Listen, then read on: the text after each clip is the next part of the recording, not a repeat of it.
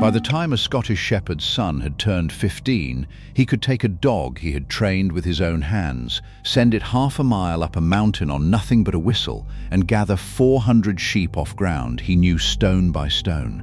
Then tell every one of those sheep apart by sight and count them in words older than the English language. Today, most of us at 15 could not name the field behind our house.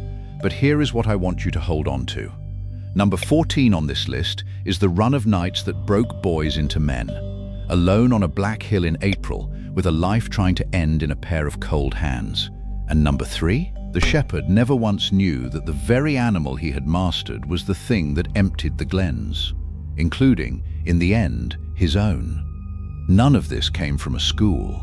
It was hefted into him, the way his sheep were hefted to the hill before he was old enough to shave. If a knowledge this deep deserves to outlive the last hands that held it, subscribe. Now let's count down the 25 skills every Scottish shepherd had mastered before he turned 15. Number 25, learning the ground. There was no first day of school for a shepherd. From the time he could keep up, a boy walked the hill at his father's heel, through mist, through snow, through the long light of a summer gloaming, until a mountain that would look to you and me like featureless heather and rock had become, to him, a place with 1,000 names. This burn, that peat hag, the green flush where the ewes liked to lie, the one crossing that was safe when the water was up. Nobody sat him down and taught it. He simply followed and watched and was quietly corrected for 10 years until the ground lived inside him. We learn a commute and forget it on holiday. He learned a mountain once for life. Number 24, hefting. Here is the deepest secret of the Scottish hill, and almost nobody outside farming knows it. On open, unfenced mountain, the sheep do not wander off. Each flock stays on its own patch of ground, its heft of its own accord, held there by nothing but knowledge. And that knowledge is passed down inside the flock itself. A lamb learns the bounds of its heft by staying at its mother's side through the first year, walking the same ground she walks until the map is written into it too. A hefted hill needs no fences. The sheep are the fence. And the shepherd's quiet, constant job was to keep that heft whole, because, and hold on to this, because it is the whole ending of this video. If you ever break a heft, it takes generations of sheep to build it back. Number 23, the shepherd's eye. To you, 400 hill sheep are 400 copies of the same animal. To the shepherd, they were 400 individuals, and he knew them the way a teacher knows a class of children. He could stand at the foot of a hill, look up at the scattered flock, and tell you at a glance not only whose sheep were whose, but which single ewe was standing a little apart, holding a leg a little wrong off her feed, sick, a full day before she looked sick to anyone else. That eye could not be taught in a classroom, and it could not be rushed. It was 10,000 hours of looking, laid down before he was 15. Number 22, the counting score. And when he counted them, he did not count the way you do. Across the hills of northern Britain, the shepherds kept an ancient counting score. Yarn, tan, tethera, methera, and on. Words that come not from English at all, but from the old Celtic tongue that was spoken in these islands before English ever arrived. He would count his sheep in 20s, and at every score of 20, he would slip a pebble into his pocket or cut a notch on his crook and start again. It was a counting system older than the language of the country it survived in, worn smooth by 1,000 years of shepherds' mouths, and it lived right up to living memory in the heads of boys on the hill. Number 21, the marks. On open common where a dozen farms' flocks grazed the same mountain and mixed freely, how did anyone know whose sheep were whose? By the marks. And every boy learned his farm's mark by heart. There was the smit, or keel, a dab or a stripe of coloured grease on the fleece in a pattern unique to each farm, a cross on the shoulder here, a stripe on the haunch there. And there was the lug mark, a small, particular cut in the ear, a language of notches that survived shearing and weather when the colour faded. Between the two, a sheep carried its owner's name written on its own body. An ear tag and a database do it now. A knife and a pot of colour did it then, and everyone on the hill could read it. but a shepherd was only ever half of himself. The other half had 4 legs, and number 14 is the night it all came down to. Number 20. The partnership. Because the one skill that made all the others possible was the dog. Not a pet, and not a tool. A colleague with a mind of its own, doing work no human being could do on that ground. The Scottish and Border hills bred the finest herding dog the world has ever seen, the strong-eyed collie that moves sheep by the sheer intensity of its stare. And nearly every one of them alive today traces back to a single dog. Old Hemp, born in 1893, a quiet, intense worker who herded not by barking and rushing like the loud dogs before him, but by calm and eye, and who changed shepherding forever. A boy did not just own such a dog. He grew up into a second self on 4 legs. Number 19. The commands. And the way he spoke to that dog was a whole language. Come by, to send the dog circling one way round the flock, away, to send it the other, lie down, to stop it flat, that'll do, to call it off, the work done. And underneath those words was a grammar of moves the dog knew as well as he did. The outrun, casting wide and silent to get behind the sheep. The lift, the first careful contact. The drive, moving them where they were wanted. The shed, splitting one group from another. The pen, the final gather. We shouted a dog to sit and feel clever. He conducted one across a hillside like an orchestra. Number 18. The whistle. And when the dog was too far off for a voice to carry, a quarter mile, half a mile up an open hill into the wind, the shepherd switched to the whistle. Each command had its own whistled note, sharp enough to cut across a gale, and the dog read them at a distance where it was barely a moving speck on the heather. It was a private language spoken between 2 minds across half a mountain, and it took years for both of them to learn to trust it. When the first sheepdog trial was held, at Bala in Wales in 1873, and the public first watched this done in the open, they could hardly believe it. But the shepherds had been doing it, unwatched, on the hills for generations. Number 17.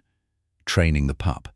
None of that came for free, and by 15 a shepherd's boy had usually already brought on a young dog of his own. Taking a half-wild pup, all instinct and fire, and over 2 patient years shaping it into a working partner, without ever crushing the very keenness that made it worth having, was one of the hardest things he ever learned. Too soft and the dog ran riot. Too hard and you broke its heart and its nerve, and a broken dog is no use on a hill. He had to read a young animal's mind and meet it exactly, day after day. Get it right, and he had a friend and a workmate for a decade. Get it wrong, and he had ruined the best tool he would ever own.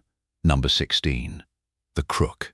In his hand, from boyhood, was the crook. The long staff with a hooked head, often of polished ram's horn.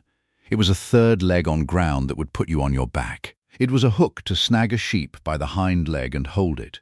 It was a rule to test the depth of a bog or a drift before he trusted his weight to it. And more often than not he had made it himself, or watched it made. A horn softened, shaped, and worked over long winter evenings into a thing of real beauty that would last him 50 years. We buy a walking pole and lose it. His crook was a made thing, and it was part of him. We're saving Britain's vanishing skills, one video at a time. Subscribe and stay for number 3. Now the year begins to turn, and it turns hardest at number 14. Number 15. Tupping. The shepherd's year truly began in the back end, with tupping. Putting the ram, the tup, out among the ewes as the first cold came in, so that lambs would drop in the spring. And here the boy learned a quiet, clever trick, the raddle. A smear of coloured pigment was put on the tup's chest, so that every ewe he served was marked on her back with the colour, and the shepherd could see at a glance which of his ewes were in lamb and which were not. Change the colour every week or 2, and he could even read roughly when each would lamb. 1 dab of grease, and the whole shape of next year became visible on the hillside. Number 14. And this is the one I promised you. Lambing. Every spring, in April, on the open Scottish hill, came the nights that made or broke a young shepherd. Lambing is when a flock is most alive and most likely to die, and it does not happen in a warm shed with a vet on call. It happened out on the hill, in sleet and dark, with a boy and his lantern, the only helper ewe was going to get. He learned to reach in and turn a lamb that was coming wrong, by feel, with a numb hand, working against the clock of a life. He learned to breathe warmth back into a lamb born blue and still, and sometimes to feel it stir, and sometimes not. And he learned the hardest lesson of all, how to carry the ones he lost and go straight back out to the next ewe. Boys aged years in a single lambing. It was the making of them. Number 13. Setting on. And out of lambing came one of the strangest, gentlest skills of all. Some ewes lost their lambs, some lambs lost their mothers, and a good shepherd could bring the two together, persuade a grieving ewe to take an orphan lamb as her own by an old and patient piece of shepherd's craft, until she stood and let it suck and claimed it, and both of them lived that would otherwise both have died. It was done quietly, without sentiment and without cruelty, a hard mercy on a hard hill, turning two losses into one small, stubborn survival. Powdered milk and a heat lamp do a version of it now. A boy with time and knowledge did it then, and it felt very close to magic. Number 12. Keeping the flock sound. A hill flock lived out in all weather the year round, and keeping 400 wild animals healthy on open mountain was a constant, unglamorous craft. He learned to treat the fleece against the pests that tormented it, to pair and heal a lame foot before the lameness spread, to dose a sick beast, and above all to catch trouble early, to read the first faint signs of illness in an animal that would hide its weakness until it was almost too late. There was no calling a vet up a trackless mountain. There was only the shepherd, his hands, his eye, and everything the last shepherd had taught him. A single missed sign, a ewe standing apart, a patch of fleece parting where it should not, could cost him a dozen animals before the week was out. The flock's whole health rested on how well a boy had learned to look. Number 11. Reading the sky for the sheep. He read the weather too, but not the way a sailor or a crofter read it. He read it for the flock. He learned to feel a bad storm coming hours off, in the wind on his neck and the color of the light, and the way the sheep themselves went quiet and restless, and to get 400 animals down off the exposed tops and into shelter before it broke. Misjudge it, leave them high when the snow came in, and he could lose half a hillside of sheep in a night. A phone pings a weather warning to us now. His warning was written in the sky and the behavior of his own beasts, and reading it right was the difference between a full hill and an empty one come morning. And then came the winters that tried to kill everything he had, and number 3 is coming. Number 10. The stell. Against those winters, the hills of Scotland are dotted still with a quiet piece of genius, the stell. It is a shelter of dry stone, built without a drop of mortar, very often a ring. A circle of wall perhaps 10 meters across and higher than a man, set on the open hill. When the blizzard came, the shepherd drove his flock into the lee of it, and its curved wall broke the killing wind and gave the sheep a pocket of stillness to survive the storm in. It was also where he could hold and handle sheep far from any farm. Building one took real skill with stone, and the good ones have stood on those hills for a century and more, still breaking the wind for sheep that no longer have a shepherd to drive them in. Number 9. The snow gather.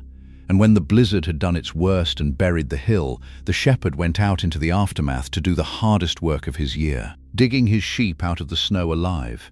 Sheep caught in the open are buried by drifting snow and can live for days in the air pockets beneath it, if someone finds them in time. So the shepherd and his dog worked the white, silent hill, and here the dog was everything, scenting a living sheep down through feet of packed snow and marking the spot so the man could dig. It went on for days after a bad storm, brutal and desperate and freezing, one buried ewe at a time, because every one dug out alive was the difference between a year that held and a year that ruined him. Number 8. The plaid. Through all of it, his shelter was one thing, the plaid. A single long length of thick woven wool, it was his coat through the day, and his bed at night, wrapped around him as he lay down in the lee of a rock or a stell to watch a lambing field or wait out a night on the hill. No tent, no sleeping bag, no technical anything. One honest piece of cloth, made from the wool of the very sheep he tended, that kept a man alive out of doors in a Scottish spring. We carry a rucksack of gear to sleep one night on a hill. He carried a blanket and knew how to use it and thought nothing of it. Number 7. The miles. And underneath every other skill was the plain, punishing body of the work. The miles. A hill shepherd walked. Up the mountain and down it, out to the far march and back, every day, in every weather, often with a lamb slung across his shoulders or a sick ewe in his arms for 50 years of his life. There were no roads and no vehicles. There was ground, and his own 2 legs, and a distance to cross before dark. The stride of a hillman, steady and unhurried and endless, could cover country that would leave the rest of us crawling. We count our steps, on a watch now, and feel proud. He never counted his, because there was no bottom to them. Number 6. To the sales. And in the back end of the year came the reckoning, walking the year's lambs and the older cast ewes off the hill to the market to be sold, because that was where a year of work finally turned into the money that kept the family through the winter. Here the boy learned the shepherd's eye for value, to look at a beast and price it almost to the shilling, to know what was worth keeping and what was worth selling, to hold his own among hard men in a hard trade. And the walk to the market was itself a skill, holding a flighty flock together and unhurried over strange ground, so the beasts reached the ring in good condition and not run to bone.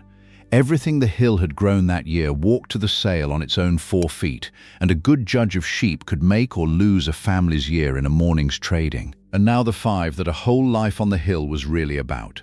Number 5. The whole year in one head. Step back from all of it and see what a shepherd actually carried. An entire year as a single turning wheel, held in memory, with no manual and no calendar but the hill itself.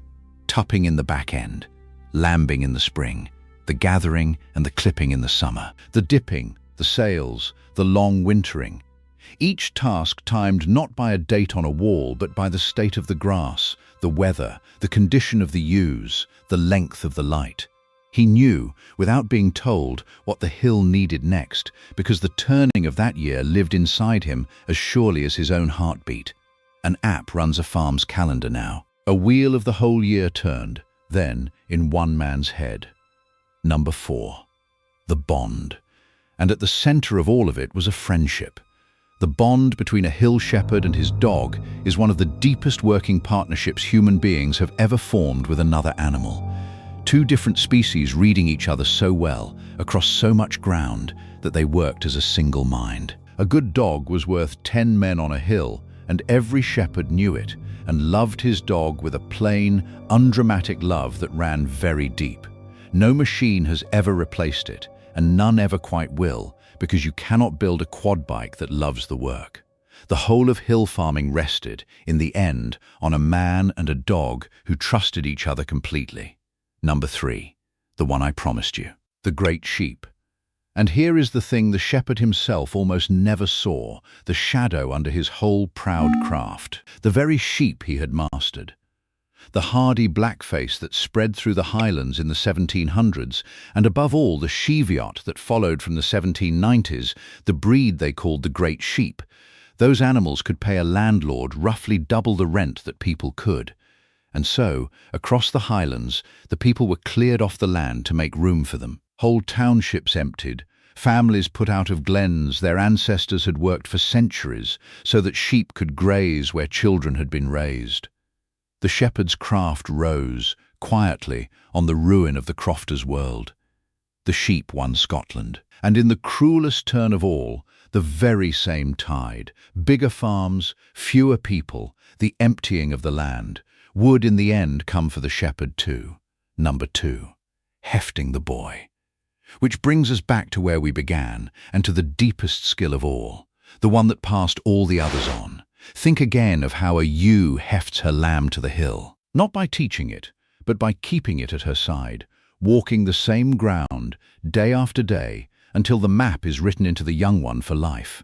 That is exactly, precisely how a shepherd made his son. Not in a classroom and not in words, but by letting a boy follow him up the same mountain 1,000 times, watching, failing, being quietly put right, until by the age of 15 the entire knowledge. The ground, the flock, the dog, the year, had been hefted into him as surely as it was bred into his sheep. He did not teach a shepherd. He grew one, the way you grow a heft, slowly, on the ground, and only by being there. Number 1. The knowledge of one hill and its silence. So this is what it all came to. A Scottish hill shepherd knew a single mountain, its every stone and burn and turn of weather, its flock and its dog and its year, more completely than most of us will ever know anything in our lives, and he could not write a word of it down. It only existed in him, and in the sheep, and in the passing of it from a man to a boy on the ground itself. And then the hills emptied, first of the people, cleared for the sheep. And then, in time, of the shepherds too, as the farms grew vast, and the young went away to the towns, and the work of a lifetime was handed to a man on a machine covering ground he had never been hefted to. The old hefted flocks were broken up and scattered and sold, and with them went the hefted knowledge. In the sheep and in the men both, because you cannot re-heft a hill in a hurry. It takes generations. And the generations were gone. The last and quietest clearance of all was not of the people, or even of the sheep. It was the emptying of the knowing itself. Stand back and see it whole. By 15, a Scottish shepherd's boy carried a wild mountain and a living flock in his head as one seamless thing, hefted into him the way his sheep were hefted to the hill, and impossible either to write down or to hurry. He was not taught, he was grown. And here is the bitter turn to leave you with. The very sheep that made him were the sheep that emptied the glens, and in the end that same long emptying took the shepherd too, and the knowledge with him. We kept the mountains. We kept even the sheep. We lost the men who could read them. So here is my challenge to you. Somewhere near you there is an older person who carries a skill only in their hands and their memory.